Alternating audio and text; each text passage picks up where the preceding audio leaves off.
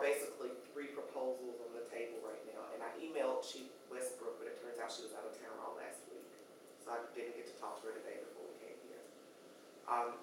If we get to vote, I propose that we basically rank our preferences and then take it to Chief Westbrook for information. But based on the discussion, the 3 proposals I heard were complete removal from officer record upon completion of mediation. Basically an agreement to expunge it from the officer record after 6 months if there is no similar allegation in that 6-month period. And with the caveat that I'm not sure that that's legally allowable. Third, that it be on the officer record as mediated, and that perhaps we get NOPD to adopt some sort of policy that not be a negative mark against the officer when it comes time for promotions or what have you.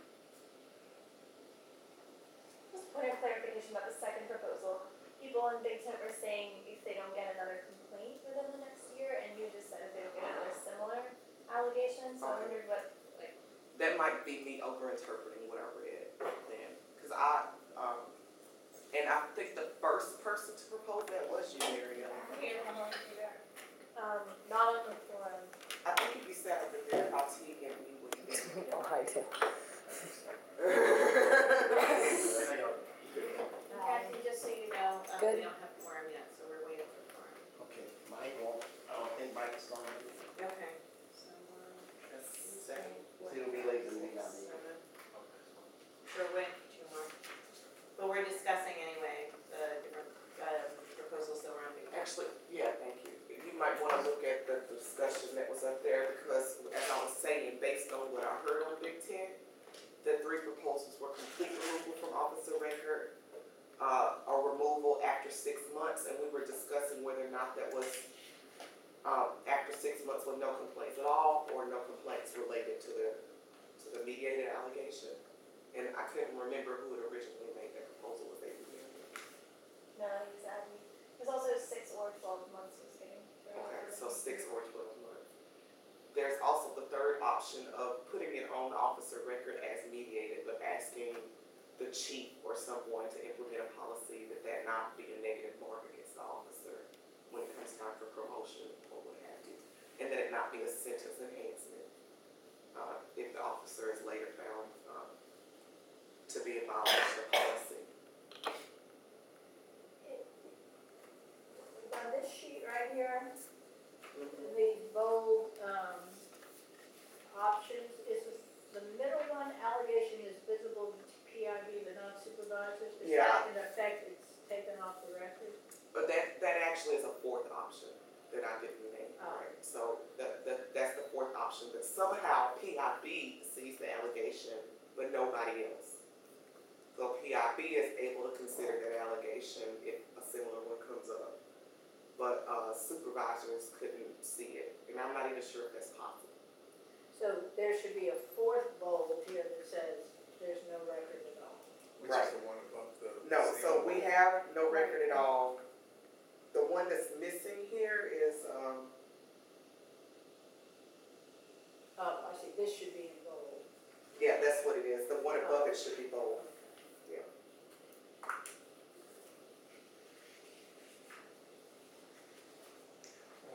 Well, what's the difference between the first one and the 4th one then? The 4th one should include plus policy that it not be negative.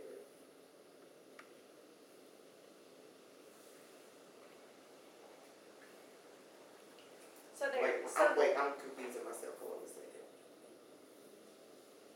Because what we're missing here is completely removed. Right, that's the 5th one. Yeah. I'm sorry, somebody was saying something. No, it was. Yeah, I'm a little confused. So we're trying to choose among these categories, or we're adding. The one with the pluses we already agreed to, right? Okay. Yeah, so really, it's the bold one, and then I left some stuff out. So based on the Big Tent discussion, it seems like we have 5 options about how it's reflected on the office of power. And what I proposed when you weren't in the room is that I reached out to Chief Westbrook to clarify what of these are really options, and I haven't been able to get an answer prior to this meeting. So my suggestion is if we get a quorum, that we basically rank our preferences and take those to Chief Westbrook to see what the law allows and what she might prefer, etc. I would almost rather hold the discussion until we know what the law allows, so we don't spend a lot of time discussing things that turn out not to even be options. That's fair. How do other people feel about that? Because we can move on to defining success. That makes more sense. See if all five of those are actually options. Okay. So we'll table that Simon, one. do you wanna talk about what your feelings are about it though, before we go? Cause I know you didn't join in Big Tent, right? No, I did not. I mean, I'm trying to just read them right quick. I mean, if you don't feel comfortable. We can take a minute to allow folks to catch up on reading those discussions that they've not been able to read. I mean, if y'all wanna move on and then come back to that at the end for the comment, or if y'all just ready to go ahead and take it. No, we can come back to it. So the second issue that we were meant to discuss is consequences for unsuccessful mediation. That actually requires us to back up and talk for a minute about what unsuccessful mediation is. So I think everyone remembers what the 3 goals of mediation were, but just in case you don't, I'm going to try to find them and name them.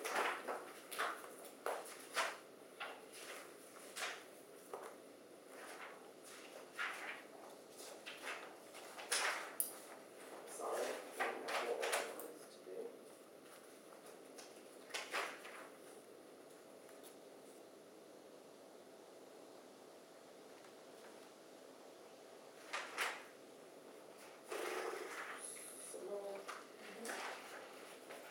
I don't have the final version of the decision. Yeah. This is the revised, it doesn't Oh, have thank any you. of yours. I don't have that. It's got my notes in there. Okay. Is that the one I was looking for? Yes, exactly.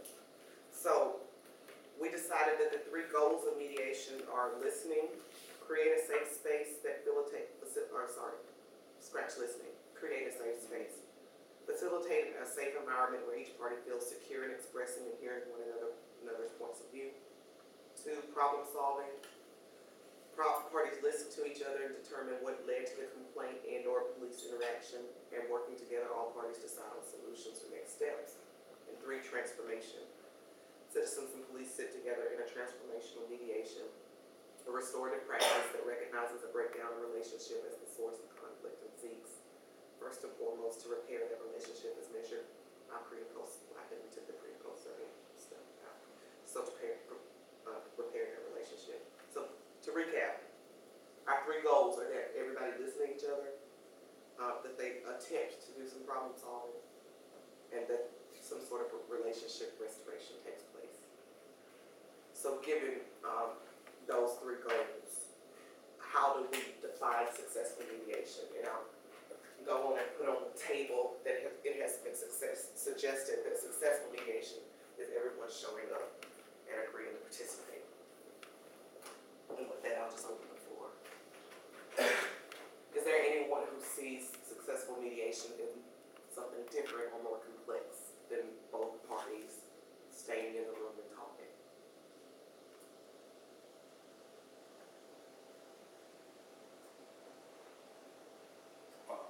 Let me say, showing up is one piece, but, right, there has to be something else that's going on. I think one of the thoughts previously, we were addressing non-success was basically focused on the officer. So is that still what we're using, or are we just using non-success in general, whether it's on the officer or the citizen, or who we focus on? Well, I will say that we agreed 2 meetings ago that if the citizen walked out of the mediation, there would be no consequence to the officer. So in that sense, yeah, I guess we are focusing on the officer as far as whether or not it returns to an investigatory process. Well, I thought originally that we were only going to be receiving complaints that PIB deemed what's the word? Well, that it could be mediated. I mean, we Right, talk right, about but the F3 or whatever. unsubstantiated with a D3 or whatever. Could be mediated. If they make that decision, and that just based like that, just keeps it somewhat simple, that they made the decision that it could be mediated. The fact that if it gets to the officer chooses not to participate at whatever point, but let's say it's at a point where whoever's facilitating determines that it should be sent back to PIB and whatever that process is to get it back to PIB, then it just will be investigated as a regular complaint. And the issue still may be that it's just not substantiated, but it will go through that formal process as compared to the mediated process. So again, I raised the question, is there anyone who feels that successful mediation in the context of this program is something more than both parties show up and the officer and both parties agree to participate? Not somebody just agree to participate, but But actually participate. participate, yeah, Right. as assessed by the mediator. Now, I think that needs to be clarified a little bit on what that is. Of what participation is. Right, kind of what participation, maybe some general guidelines of some sort about what that looks like. Perhaps, what do y'all think? So I'm not really sure. I mean, in a general sense, we kind of know what participation is. But if it's the issue of whether a case is going to be moved from mediation to back to PIB, there should be some kind of parameters or some general behaviors that kind of indicate participation versus non-participation. I'm not really sure what that would be. Right. And that's a good starting point, because when you mediate, you're paying attention to like the behavior too. You know, those who like, want to participate, they're flexible, they want to be part of it, and as opposed to those who may not be as flexible, who do not want to, be part of the mediation. And so, in addition to that, my reason for saying that, if, say the police officer is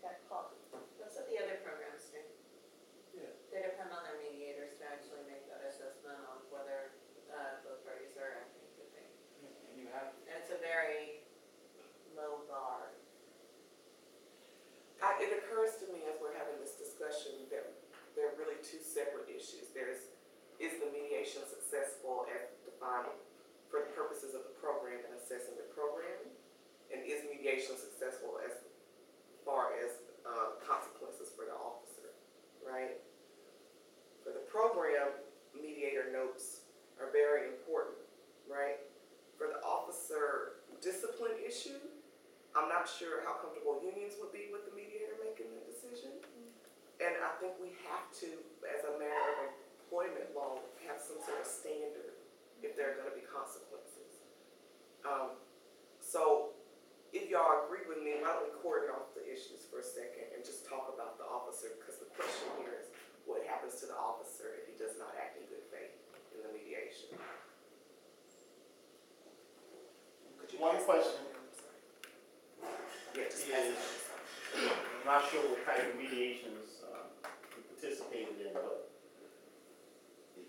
you said something a little bit earlier about the officer moving, I guess, from one position to another position. And that's when there's something you're kind of negotiating over. In this case, you have maybe two versions of an instant, something that occurred.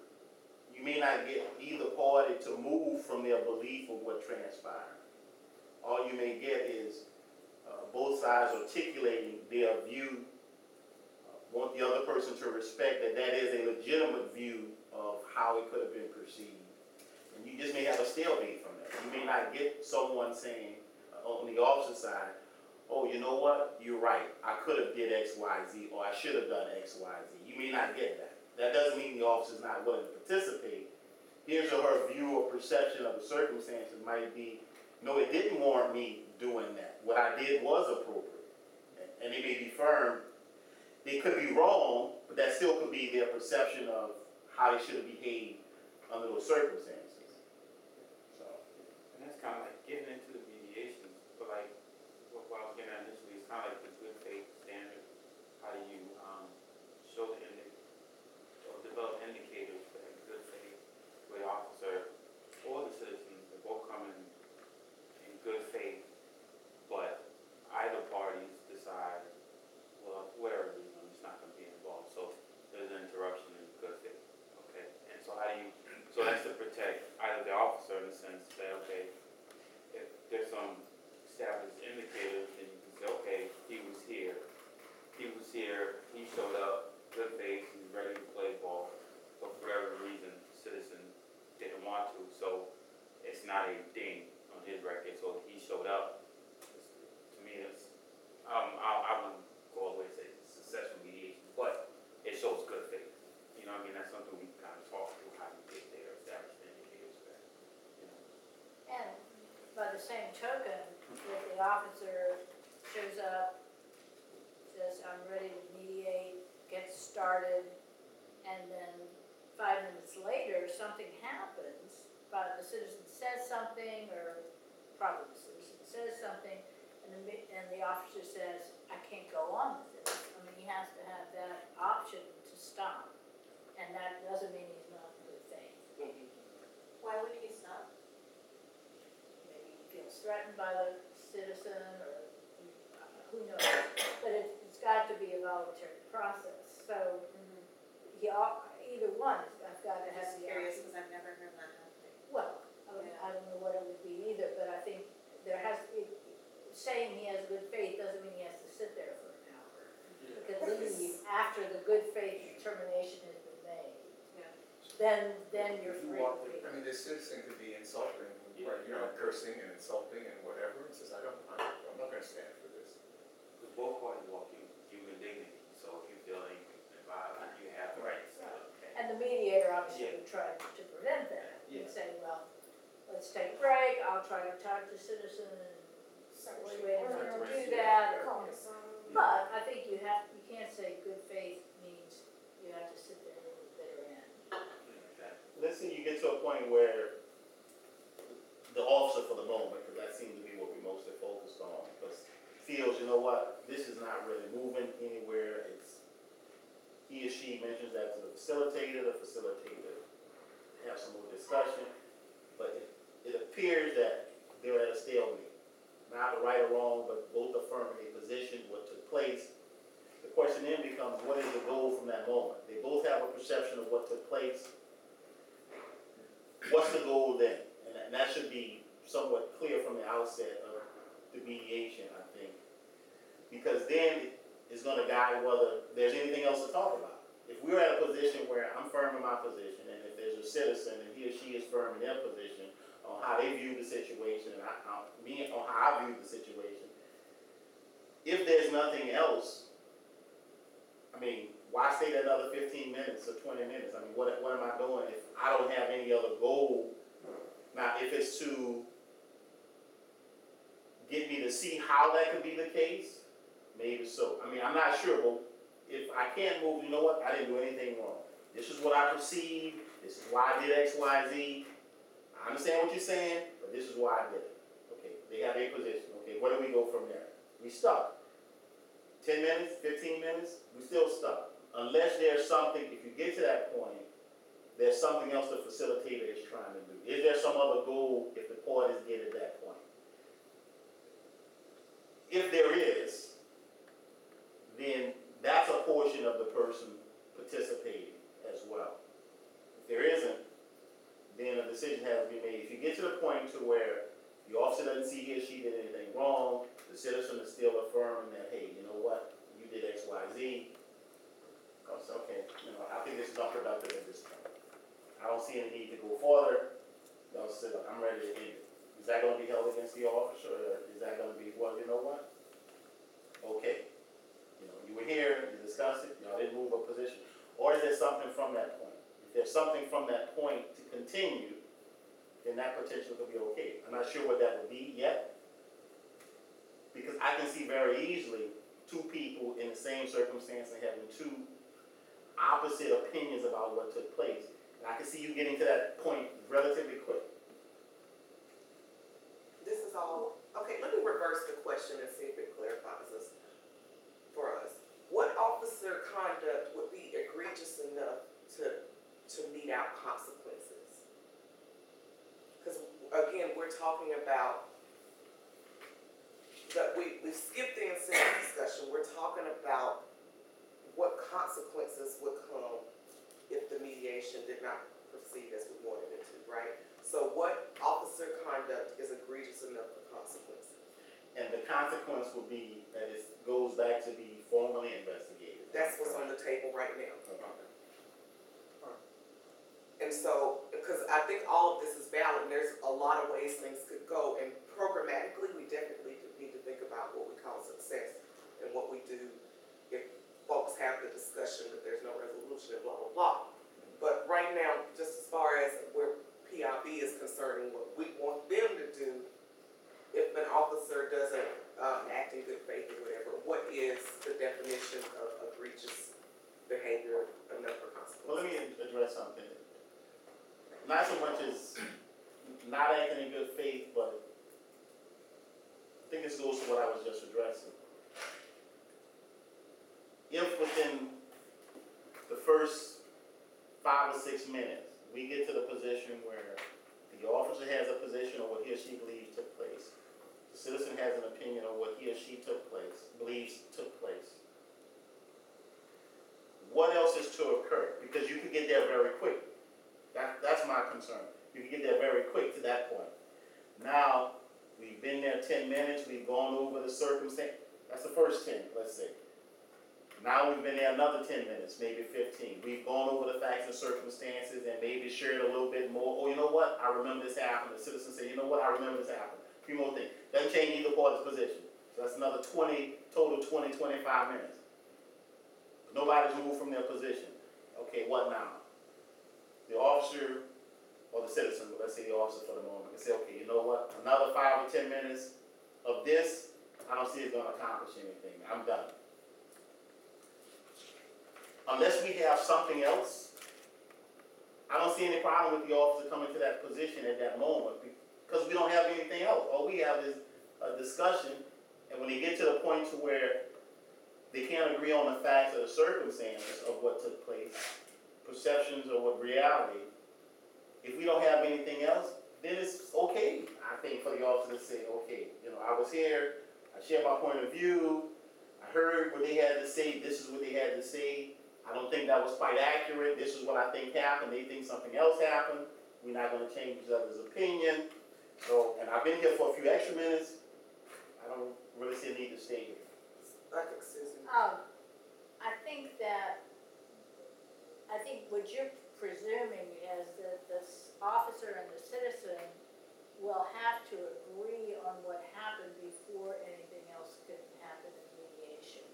And I would disagree with that. No, I don't disagree with that. But what I'm saying, if they get to that point, not that they have to agree, but if they get to the point where they disagree, what is to occur next? Well, what occurs next is that the mediator would attempt to, what I would do next is I would attempt to try to understand some of the interests or needs behind those positions.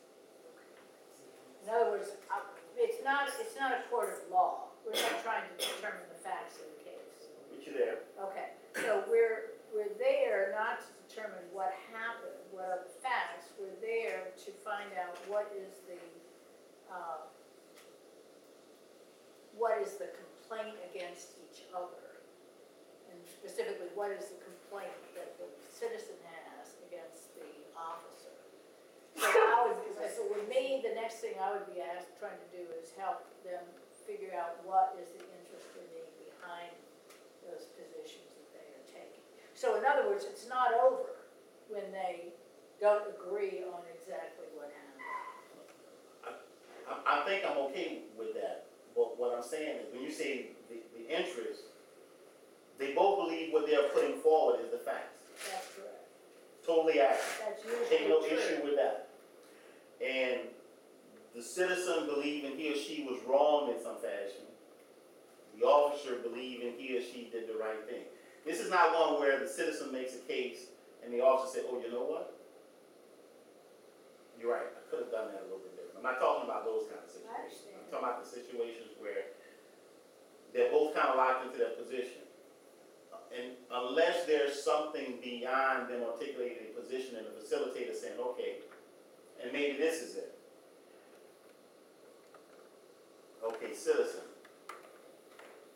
what is it that you would like to get out of this mediation? Possibly. That might be. Officer, you've been willing to participate. You kind of hear what the citizen says and what he or she would like to get out of this. What do you think about that? So that's what I'm saying.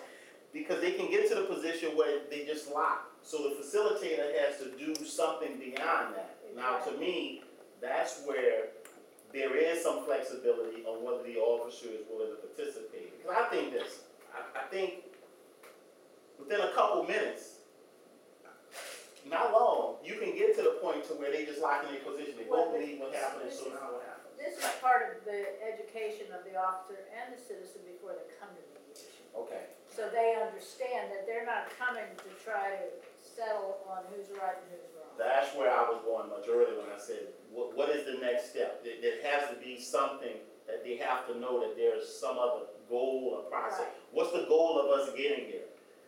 Because yes, you will have instances where the officer said, okay, you know what? I realized I could have handled that a little differently. You know what? You're right. I wasn't quite appropriate in how I handled that. But in your But those are example, yeah, sorry.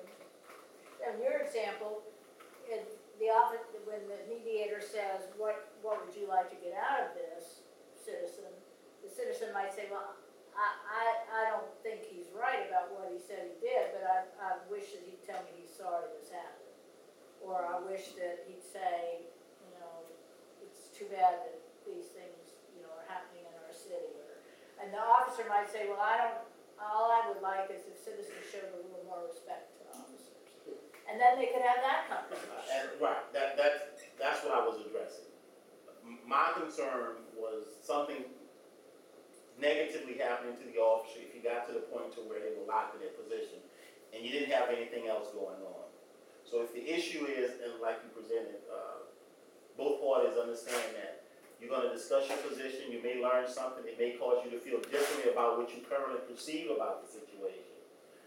But if that's not the case, then the other portion of it, we just kind of want to discuss what both parties would like to get out of this meeting or whatever the case is. And that's a piece of participating in mediation.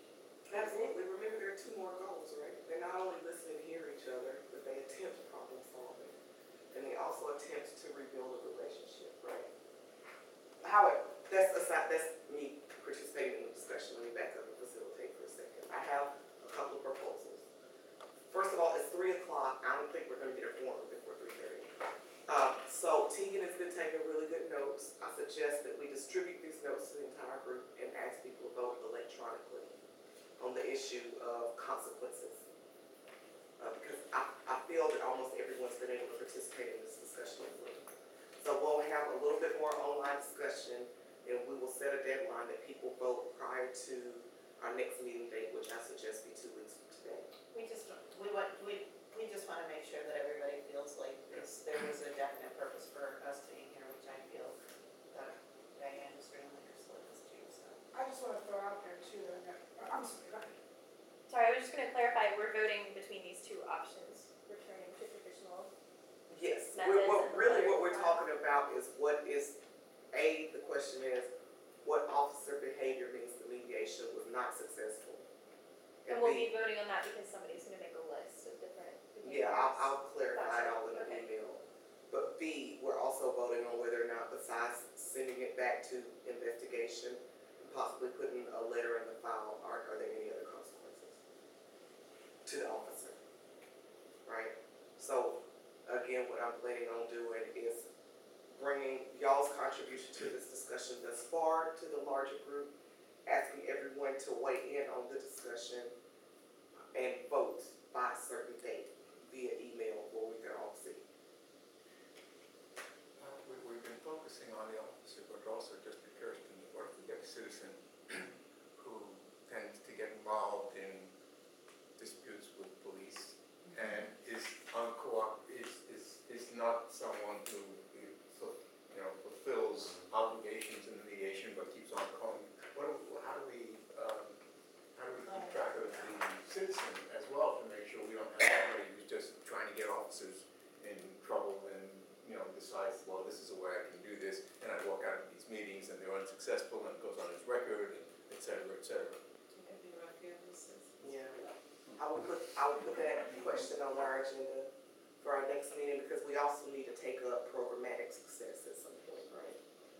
I just wanted to clarify that we're not, are we talking consequences of not participating, and not having the mediation, or consequences of, because I don't expect to see in every mediation some sort of disciplinary action, if you will, because it's about feelings and relationships and validity and, those sorts of things. So there doesn't necessarily have to be, oh, officer, you're gonna come to church with me on Sunday, or you're gonna come to, it could just be like, hey, buddy, look, you're human on the next time you talk to somebody, maybe, you would agree that you would think about them being a person before this, that, or whatever. And so I'm just trying to clarify, is that, like, what's successful, unsuccessful, or? Well, that's part of the question, right? So we have two decisions that we will make online. What officer conduct merits consequences and what those consequences are gonna be. And I'll go ahead and forecast that the IPM vote is gonna be, short of that officer refusing to show up or talk, there will be no consequences. That's gonna be our vote. I'd just like to add, what I'm hearing is like two different things that haven't been separate.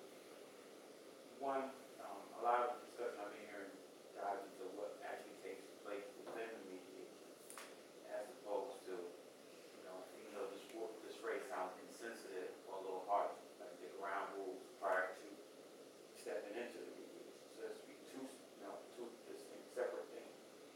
And so there are certain things you can develop in terms of good faith indicators. And then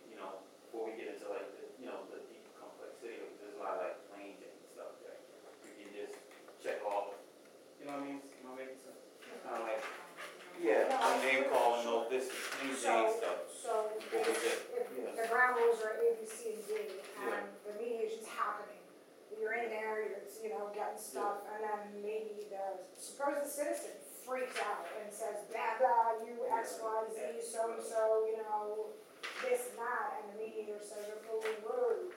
You know, if the citizen breaks the ground rules, there shouldn't be a consequence for that.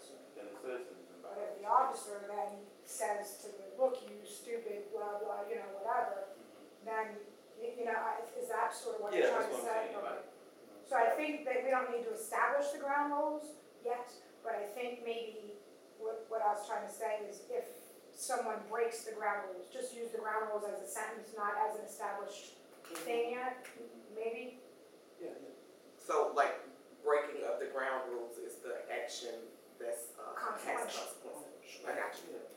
Okay, I will put that in the notes on the discussion as a proposal. Does that make sense? I will also note though that we actually skipped that ground rules discussion because the way Astrid put it in the blueprint, she stated that ground rules needed to be established, but she didn't put it on our lap to make those decisions. So I will make a note that I need to find a way for us to have that, go back and have that discussion as well. And it may be after we talk about the like mediator qualifications and stuff like that. Let me just say one thing about the ground rules. There may or may not need to be a consequence per se for breaking of the ground rules. Let me clarify what I'm saying. If it's an issue where someone loses their composure and says something that's inappropriate, if that person can be addressed and brought back to a state where they can communicate, there's no need for consequence. Exactly. On either party, the officer Right, if they don't show citizen. up, but it can be rescheduled, there's no need for it. Right, and there should be some legitimate reason for the officer's part. It could be court, it could be something else, whatever the case is. But if the part is okay with that, that's fine. We may be stuck with an issue of time, depending on the case, that if the officer doesn't make it or if the citizen doesn't make it, they may have to go back to a formal because of constraints of time on the case. But keeping in mind, the goal is to get the conversation going and to ultimately what is it that the person kind of wanted from the mediation. Because they're the one that's kind of requesting it. It's an incentive for the officer, but if I'm remembering correctly, the citizens approach and say, would you like this to be mediated? The citizen says yes, then at some point the officer's contacted. So it's kind of really about what the citizen wants. The incentive for the officers is kind of already built into whatever process is going to be. So if the citizen wants it, it's what he or she wants. And that's still the goal, even if he or she blows up for a moment or if the officer blows up for a moment. If you can get them back on to the discussion, to what the citizen was hoping to get out, because the officer's incentive is still there.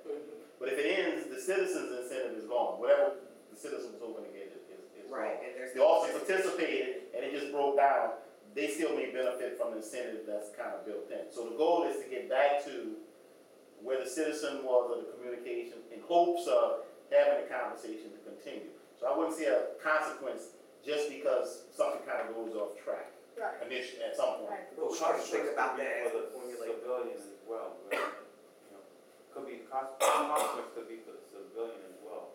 Like, you know, officers full, good faith, moving ahead, when maybe phase 5 of the mediation and everything's going well. Very reason, citizen side, you know, screw this, it's not what I thought it was gonna be, excuse my language, but you know, it's not what I thought it was gonna be, I'm out of here. Obviously, on the officer's end, it was successful mediation, you know. Or if the citizens going up for his language and behavior and won't stop, I mean, they can be advised, look, this will end in a moment if we cannot get back to a calm state. So let's take a break for a minute. Let's see if we can get back to where we can communicate, and if that works, that's fine. If it doesn't, then I guess it's over, and like you said, it's one of the officers. Okay, so is everybody all right with that online process? Okay, my second proposal is, it seems to me that, you know, we have a bit of information gap. There's those of you who've actually conducted mediations and know exactly what we're talking about, and then there's the rest of us who are trying to imagine what you're talking about. Is there any way we can see a mediation? Is there a YouTube film, or can we role play it, or some way so the rest of us can catch up with y'all and know what a mediation might be? You can role play. Do one, we can do one. I'm sure there's YouTube example. I didn't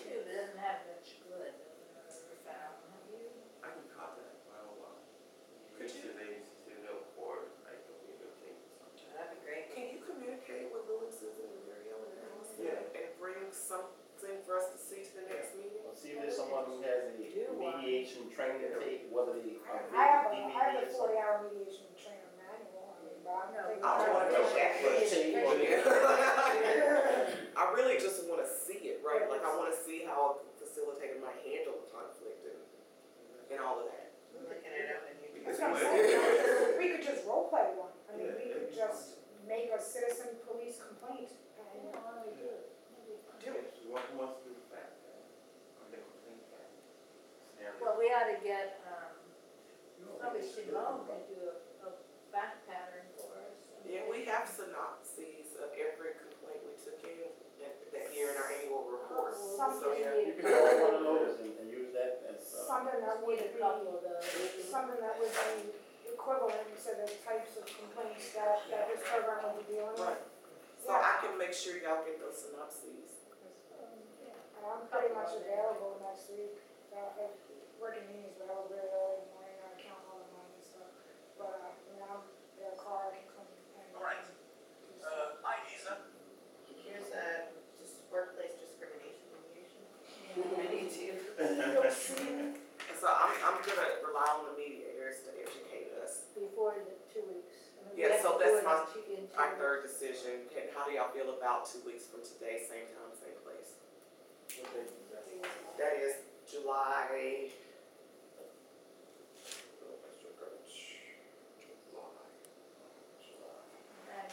July 8th, and I know we won't have some more. Better not. Maybe. so we are doing July 8th? That's my proposal, is that anybody not want to Here? work that day? Yes. I'm assuming we can still be here. Is this called the Bar Foundation? This is the Bar Association. Bar Association. As long as Susan Baker shows up. Okay, if for some reason we cannot get a lawyer in our meeting, then we might have to find another space, and I'll update y'all.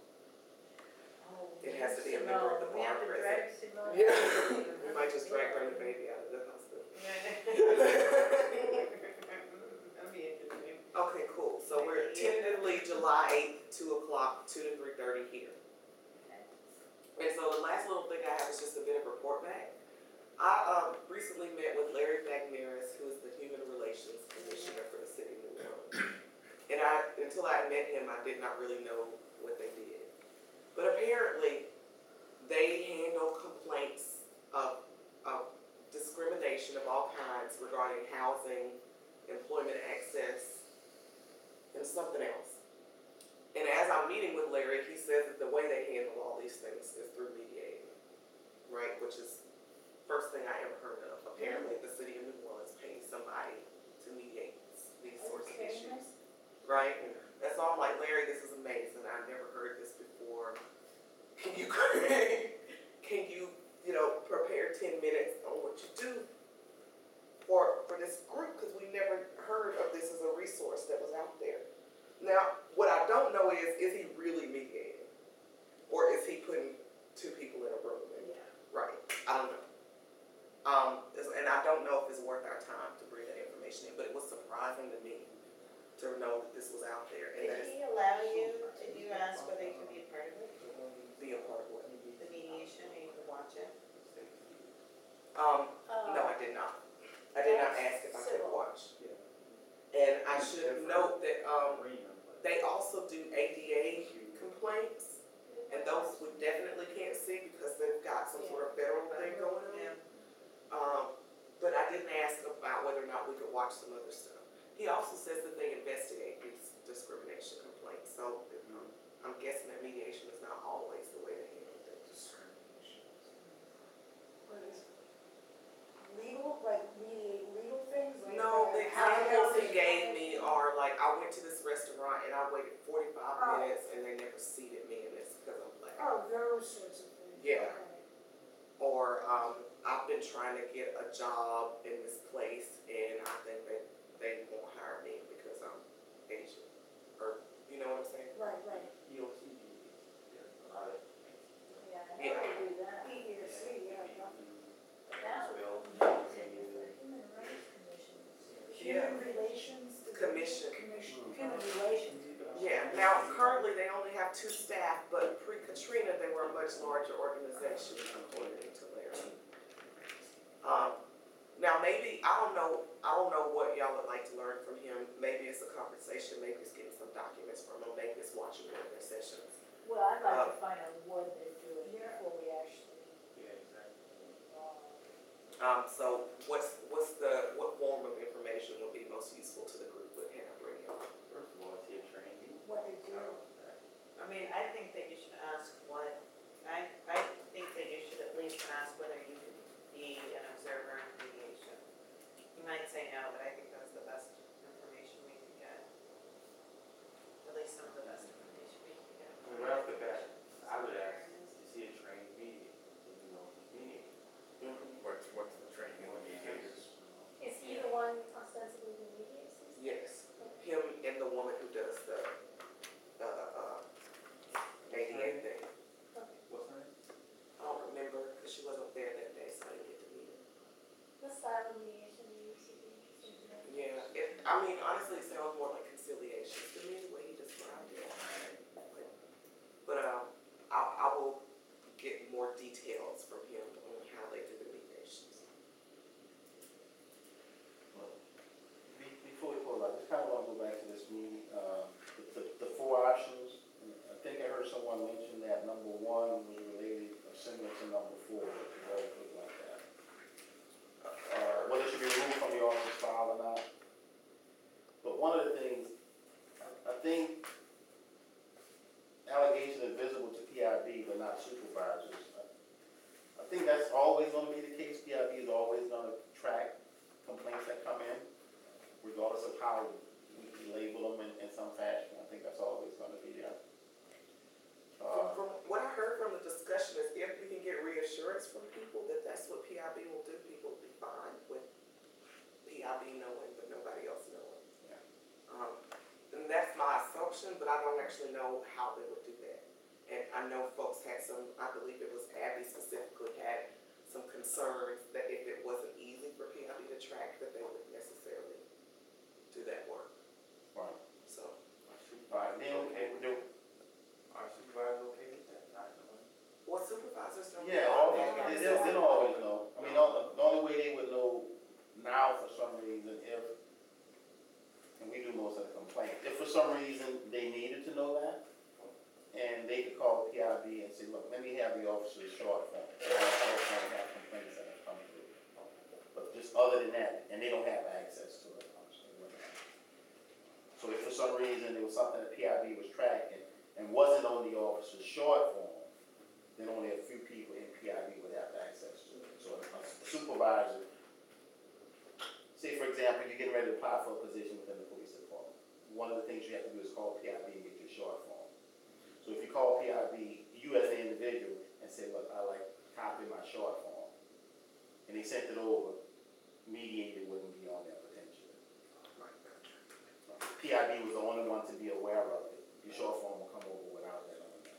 But then if for some reason a supervisor or someone else had a legitimate reason to need that information, justifiably so, then they would be able to call PIB and say, look, I need to know if there are any mediated complaints.